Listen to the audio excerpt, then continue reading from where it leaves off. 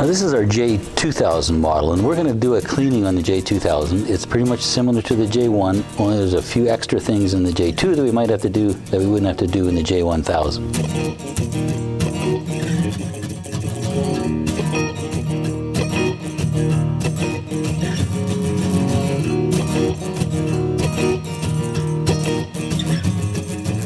First of all, we turn the stove off. Now it's cooled down for just about a half an hour, this stove, so that we know it's safe to open it and to be able to start cleaning it. So the first thing we're going to do is we're going to open the door and we're going to look inside. And if you look at this door in here, you can see that it is really black. This stove has been neglected for probably about a month without any cleaning.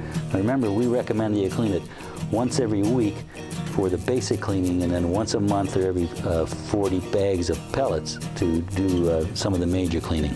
First thing we do is we open the door and we take a damp cloth and we dip it into the ash that's in the stove, and then we can clean the glass with that ash and the cloth.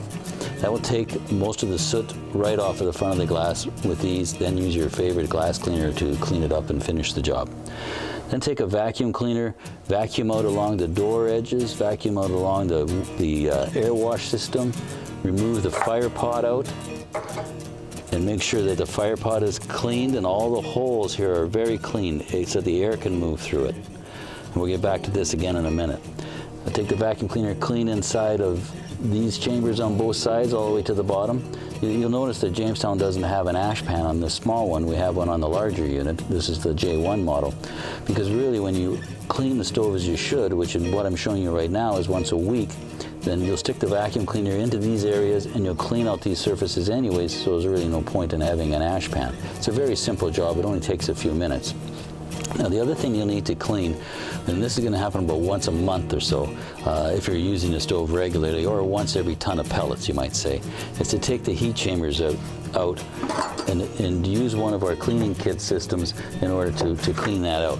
So you take out both of the channels covers that we talked about, and then we have a cleaning tube that is available as a cleaning kit.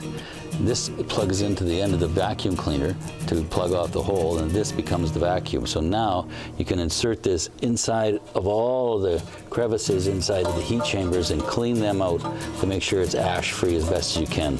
Sometimes you'll even take one of the brushes that come with it and you'll use them to tap on the side of it to knock any ash down. Another thing you'll do too, and it just make sure it's all nice and clean. Another thing you'll do too is you'll pull this rake. What this does is it cleans all of these heat tubes. It's like a rake that comes up around the outsides of them and it knocks the ash down into there. And then you'll vacuum that all up as well.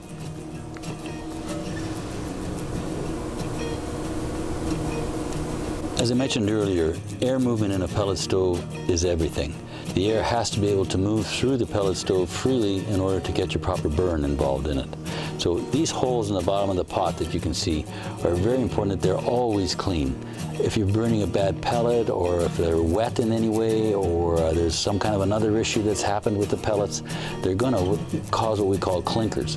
Clinkers are hard, crusty, charcoal-like items that plug up these holes, and they'll have to be cleaned. And that could happen every day if you're using a bad pellet, or it could happen once every couple of days. But if a good pellet, you won't ever have to clean it out at all, except that once a week cleaning that we're talking about. Now another thing that we need to do is, we talked about cleaning these rakes off. Sometimes we're going to take this brush, this is in the cleaning kit, and we have to go up inside of here and clean up in the tubes. So we're just brushing this tube in between each of the heat tubes. That you're going to do maybe once a year, you know, in the fall or the spring, just to get it all cleaned up and ready to go. That gets all the soot off it, and it gets the efficiencies of the stove up to the maximum level that they can be.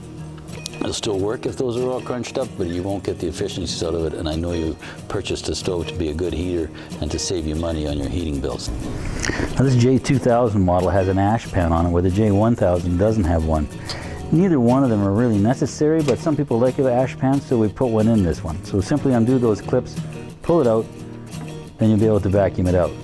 Now you notice it's not very dirty because we were able to clean most of it when we vacuumed out the inside of the stove, which is why an ash pan really isn't necessary here, but we have one, and so you can clean it out. You put the ash pan back into the J2000, make sure the spring clips are on properly and tight. If you don't have them on quite right, or one's off to one side or the other, you're going to get an air leak in the stove, and of course we're going to have operation problems. On the J2000, unlike the J1000, behind this Cera brick is a panel of another heat exchanger that we need to clean out. So to do that, we're going to have to remove this Cera brick and then stick our vacuum cleaner and clean that up. This would only have to be done once a year.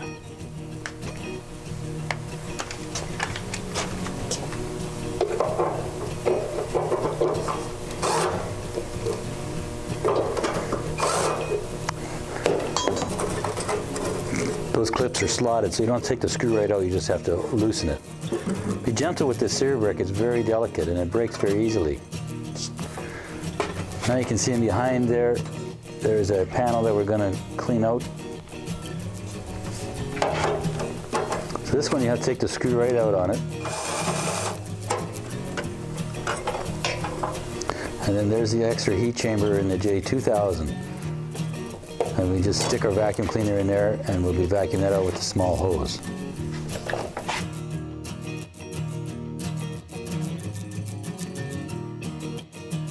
Okay, now we've turned the stove around in this case, and we wanted to show you another part of the cleaning. Now, this could happen, again, depending on the kind of fuel you're burning, the quality of the fuel, twice a year, once a year, or every month if you're burning a bad fuel. This is the exhaust chamber here, and this chamber can get plugged up with creosote and ash and whatnot. So you're going to have to stick this in here, this brush that came with the cleaning kit we talked about in here, and clean this area out so it's clean of debris. And then take a vacuum cleaner and draw the rest of it back out of here again so that it's nice and clean. If you put the vacuum cleaner in here and plug this hole off, this is a sealed unit, you'll get a lot more dirt out of the inside of the stove.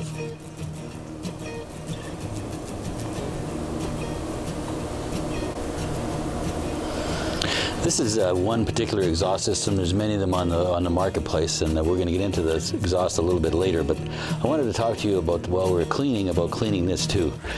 All of them have a pipe of some kind that either comes out and goes up or comes straight out. This one goes straight through the wall, so it would attach to the back of your stove, and then it would go straight through the wall.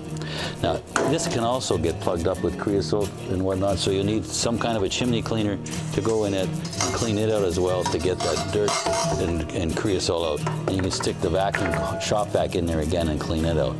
Again, this is going to depend on what quality of pellets you're using as to how often you're going to have to clean it.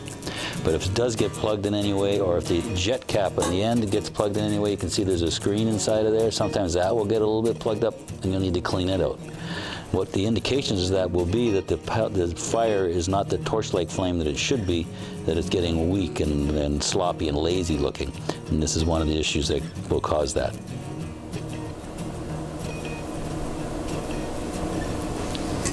Now, depending on the household situation, this convection motor, and by the way, the convection motor is what blows the air into the room, so it draws room air through the sides of the stove and blows that same room air superheated through our heat tubes out the top and on this stove out the bottom. Now, if we get cat hairs, dog hairs, or if it's a dusty situation in a shop, for instance, a lot of sawdust, eventually these will get plugged up with that sawdust. So just take the vacuum cleaner again in there and vacuum it back and forth until the blades are clean, and then the stove will be ready to deliver the air that it needs to. One other thing about this motor too is it also cools the stove. So if it is plugged up, it not only doesn't deliver the hot air into the room that it should, but it could cause the stove to overheat. So it is important to try and keep it clean, and you'll get a picture of it over time as to how often you need to clean it.